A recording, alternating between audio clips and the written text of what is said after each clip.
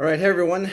Did you know that when you buy or sell real estate in the state of Florida, that you are represented by a real estate agent in one of three different ways?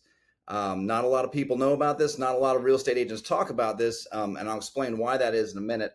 I'm Craig Duran with the Duran Group at Berkshire Hathaway Home Services. This may be one of the most important pieces of buying or selling real estate to understand, and it just is often misunderstood by buyers and sellers and real estate agents. It's not talked about a lot. So in this video, I want to go through what representation means, what those three types of agency actually are, what that means to you, why you should even care about this. And then for those of you who are really detail oriented, I'm actually going to go through some of the forms and show you where you can find these notices so that you understand what it actually means for you and how this affects you. So let's start out with just the idea of representation. I don't think many people think about being represented by a real estate agent when they first start to work with someone. I think all of us probably, if we're going to hire an attorney, very much understand that if we hire an attorney, this attorney is going to be on our team. If for some reason this attorney was representing us in court, the attorney would be representing us and the other side would have their attorney, our team versus your team, so to speak. The attorney would be representing our best interests. I don't think a lot of people understand that a real estate agent actually is representing you in one of three different ways. So think about that for just a minute and read this. I know this is a little elementary, but just straight from the dictionary, representation, what does it mean? The action of speaking or acting on behalf of someone or the state of being so represented. And this is exactly what happens with when you're working with a real estate agent is you are being represented. They are acting and speaking on your behalf. There are three types of representation in the state of Florida. There's something called single agency. There's something called transaction broker, and there's something called there's a no brokerage relationship or non-representation. I'm going to go through what each one of those means. They're all very, very different. The reason you probably don't and hear about this much or haven't seen it talked about, and I'm defending real estate agents here a little bit, until 2008 in the state of Florida, and this is only in the state of Florida, I don't know other state law. In the state of Florida, until 2008, real estate agents were required to actually give a buyer or seller a piece of paper at certain points in the buying and selling process that said, hey, this is how we are working with you. This is how we are representing you. And it was very, very clear thing up front. I think it was the end of July 2008. The state of Florida, that rule sunsetted. They never kept it in place. And so in the state of Florida, it is assumed that you are working with an agent as a transaction broker. We're going to go through what that means in just a second, but transaction broker is very different than single agency. In short, what transaction broker does for you and for real estate agents, it allows real estate agents to work with a buyer and a seller on the both sides of a transaction at the same time. You might have heard this called dual agency before. A lot of other states call it dual agency. Essentially, if someone were going to buy 123 Main Street and a real estate agent had been hired by the seller to represent them and sell 123 Main Street, that same real estate, if they're working as a transaction broker, can also work with the buyer, show the buyer the property, show the buyer the house, write the offers, and negotiate between the two parties. Hey, Mr. and Mrs. Seller, Mr. and Mrs. Buyer are making this offer. Okay, here's our counter offer, back and forth, all the way through to closing. This dual agency or transaction broker is good for real estate agents in some regard because it allows them to work with both sides of a transaction, which means that they would get paid on both sides of the transaction. I think a lot of real estate agents look at brokerage fees sort of split in half, how much on the seller side, how much on the buyer side. But think about that from your perspective. If you're buying something or you're selling something, is this something that you really want? Do you want someone that is only on your team, like an attorney in a courtroom, or do you want someone that can work with both sides?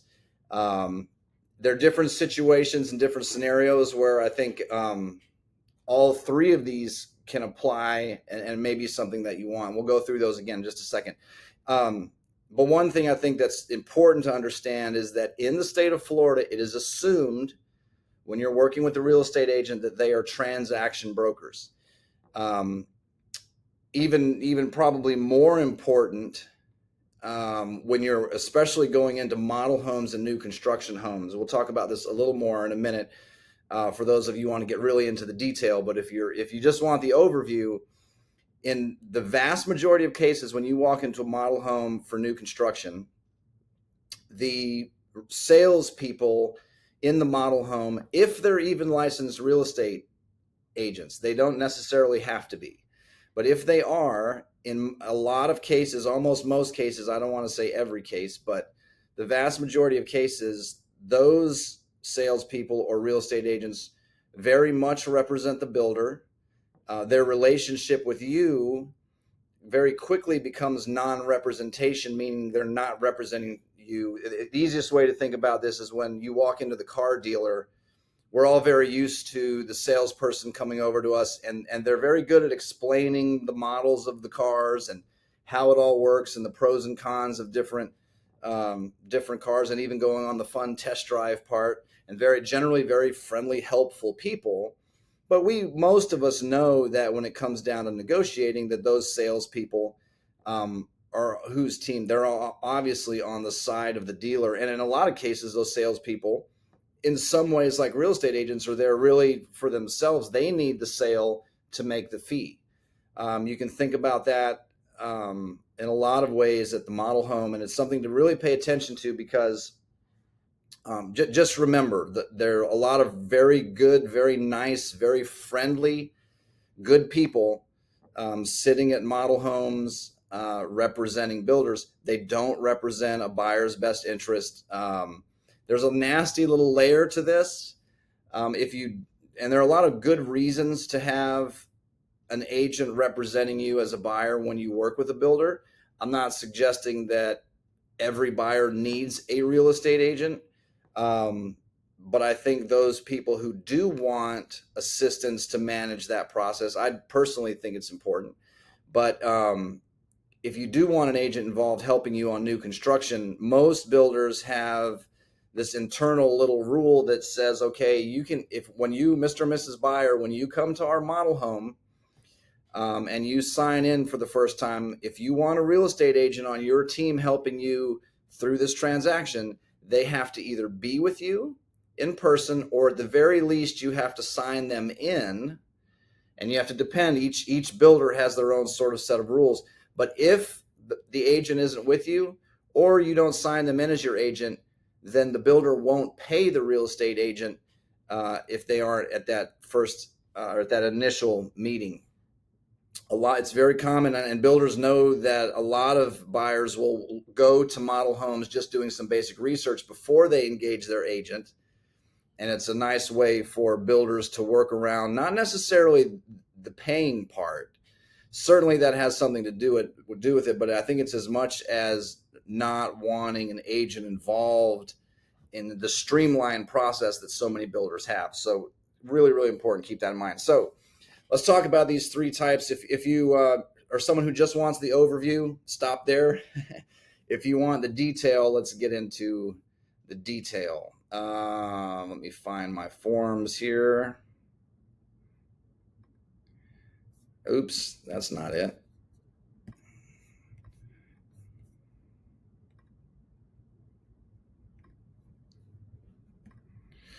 All right. So the first type of agency in Florida is, in no particular order, you can be represented by a real estate agent as a single agent.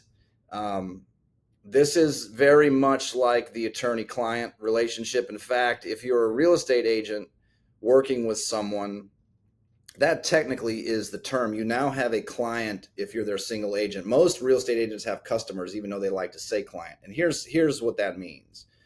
There are a couple different forms, whether we're working with buyers or sellers, where you'll see this language. In the buyer agreement, here is the single agent notice, and here's what's required of a real estate agent. You have real estate agents working as single agents are required to deal honestly and fairly. They have loyalty, confidentiality, obedience, full disclosure. They have to account for all funds. They need to use skill, care, and diligence in the transactions. They're going to present all offers and counter offers in a timely manner unless a party has previously directed the licensee to do otherwise. And they need to disclose all known facts that materially affect the value of the property that are not readily observable. The biggest thing here in single agency is this loyalty, confidentiality, obedience. You are loyal to the person you're representing. You have to maintain confidentiality between those parties. You have to obey that person. That's very much the easiest way to think about it. Is very much how an attorney represents their client. You have what's called a fiduciary duty to your customer. And if you think about it for a second, how it's impossible for a real estate agent to act as a single agent for two people. You couldn't have loyalty and confidentiality and obedience at the same time on the same transaction to do different people. So what this means for a buyer, if you're working with a buyer, the buyer can have all the faith and trust of their agent to understand that the agent's working on their behalf to get them the best deal, the best terms. If you're a seller, same thing. Let me look at we just looked at this is in the buyer agreement. I'll show you, it's a little bit more in this exclusive right of sale listing agreement. This is the form that most of the time we use when we're going to help someone sell. And this is where that shows up in that document. Section 10, brokerage relationship. Broker will act as a transaction broker. Oh, sorry. This is the transaction broker form. I'm skipping around. Let me show you the single agent form. Sorry about that. I thought I had this in the right order.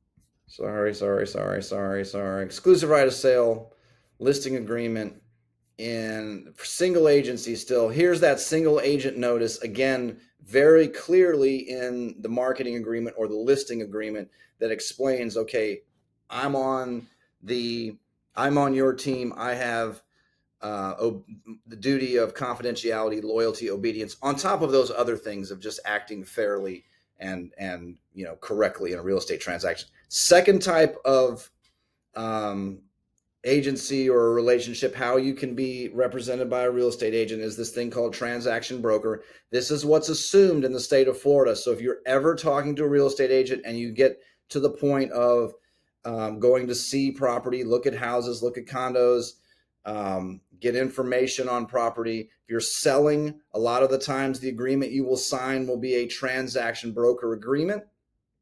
Again, this is good for real estate agents. A lot of brokers and brokerages push this type of representation. There's a little less liability for real estate companies that way. Here's what it looks like inside of the seller's agreement if you're hiring someone to sell your property. Paragraph 10, again, what is the brokerage relationship? The broker will act as a transaction broker. Now, what does that mean as it's spelled out? Let me find that form for you. Transaction broker notice. This is what it looks like, and this was what we used to have to give everybody in advance. Okay, as a transaction broker, we will deal honestly and fairly. Again, we will account for all funds. We will use skill, care, and diligence in the transactions. Again, we will disclose all known facts that materially affect the value of residential property. We're going to present all offers and counter offers in a timely manner unless we've been told otherwise. Here's number 6. This is a big difference. Limited confidentiality unless waived in writing by a party. This limited confidentiality will prevent disclosure that the seller will accept a price less than the asking or listed price, or that the buyer will pay a price greater than the price submitted in an offer. It also, this limited confidentiality will prevent the disclosure of the motivation of any party for selling or buying a property, that a seller or buyer will agree to financing terms other than those offered, or any other information requested to remain confidential. Any additional duties are entered into this by a separate agreement. So let's dissect that for just a minute.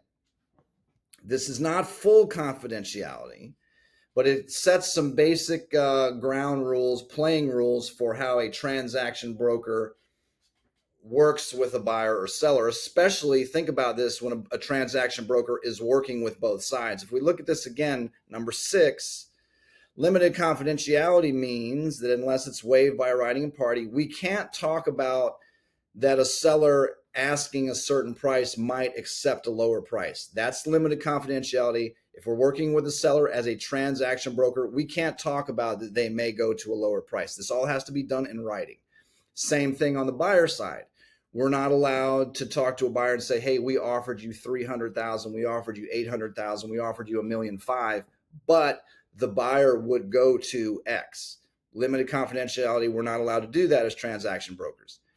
We're not allowed to talk about the motivation. Why are we buying this house or condo? Why are we selling this house or condo? This is a question we get all the time. Almost daily I hear, hey, why are they selling? That's something a transaction broker is not supposed to talk about. It's not relevant to the transaction. We owe a buyer or seller that limited confidentiality that they're buying or selling for their own reasons, and the other side doesn't need to know about it because, of course, think about that. That could be used in a negotiation. Something else, we're not going to represent that if a seller is offering their property for sale and will only accept a certain type of financing, we're not saying, yeah, well, they might do seller financing or something different. But again, you see the big difference. What's missing here? Loyalty, full confidentiality, obedience of the single agent. Single agents can only work with one party at a time on one property. Transaction brokers can work with buyer and seller at the same time on a property. And it takes some real skill, care, and diligence to be able to do that. I've been in this situation a lot. In that case, what a lot of times real estate agents are taught is that we work for the transaction. We're messengers. We've got some limited strategizing with a buyer, but there's limited confidentiality on this side, limited confidentiality on this side. There's really not a full duty to either party other than what you're talking about in these steps in this notice. And so think about that.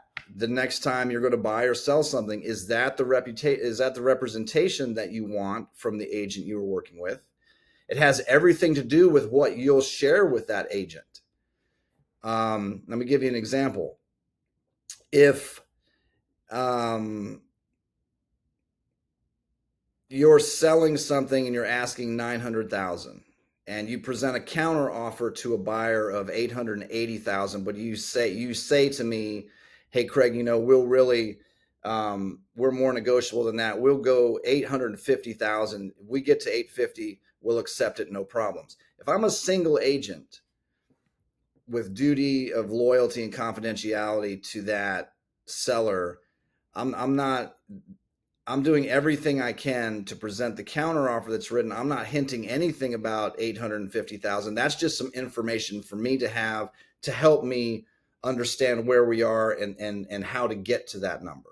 Now, if I'm a transaction broker, even though I can't suggest $850,000, I still have that limited confidentiality. I have a lot more latitude and a lot more flexibility to talk about, well, the seller may look at some other things. Hey, you may, there's much more latitude as a transaction broker to talk to the other side about situations like that. Again, think about that as a buyer or a seller. Do you want, what type of representation is important to you? The third type of representation, which we don't see very often, I expect that may change, is this thing called no brokerage relationship or non-representation. And what the form looks like is, as an agent, if I'm working with you in a no brokerage relationship capacity, I have to deal honestly and fairly with you.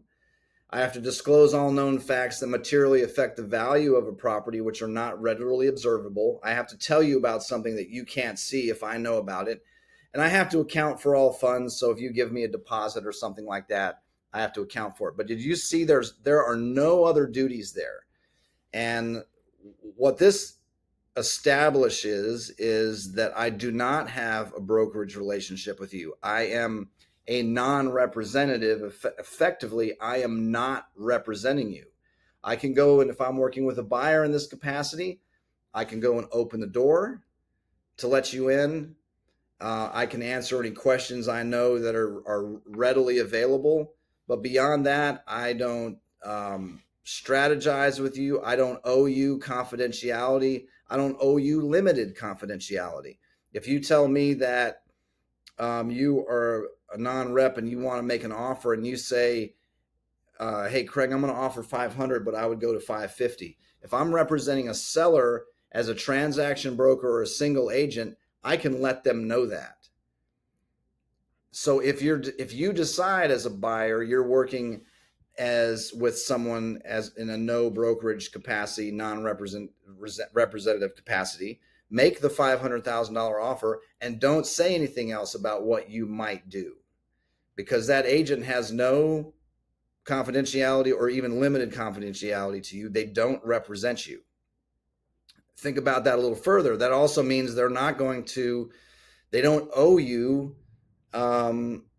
helping you with strategizing on negotiations. They're not representing you or speaking or acting on your behalf. If you've got to contact a homeowners association or title companies or banks or any of those other things, you're signing something that says we're not representing you. So whatever this agent says is not someone acting on my behalf or saying anything on my behalf. But again, representation, transaction broker and single agents very much are speaking for you and acting on your behalf. Now, do you want them acting on your behalf in single agent capacity, or do you want them acting on your behalf in transaction broker capacity? Very, very, very different. If you want to spend a little more time with these forms and these notices, give me a call or shoot me a text, 850-290-0417. I'll send you the blank forms to look at. It's pretty clear on the buyer side. It's a little bit more buried when you're listing something to sell. So it's just really, really important to understand. And please, again, remember that new construction model home, those model home scenarios. It's a really, really important thing to know if you want something helping you through the process. I don't think a lot of people understand that builders already have budgeted in to pay a real estate agent on the buyer side. Keep that in mind. And if you have more questions about that specifically, let me know. But I know this is pretty thick, 23 minutes and 38 seconds now. It's extremely important. It's not talked enough. It's not talked about enough in the industry. I know I'm probably making some assumptions there, but what I'm assuming is based off of, and all the offers and counter offers that I send back and forth, very, very, very, very, very rarely, almost never, do I see the notice from the other real estate agent on how they're representing the other party. And again, to defend the industry a little bit here, I know there's things that we all need to work on, and I think are being worked on a national level. But in the state of Florida, it's been assumed that we are all acting as transaction brokers since 2008. I think right after 2008, a lot of us were taught to still talk about this. It's good practice for people to understand it. I think the real estate industry is sort of taking it for granted, because we all know and assume that it's transaction broker. but it just I don't think has come up enough with the people that it really matters to. So I hope this helps you. Again, if you have any questions, give me a call, shoot me a text. I'm Craig Duran with the Duran Group at Berkshire Hathaway Home Services. Thanks for watching.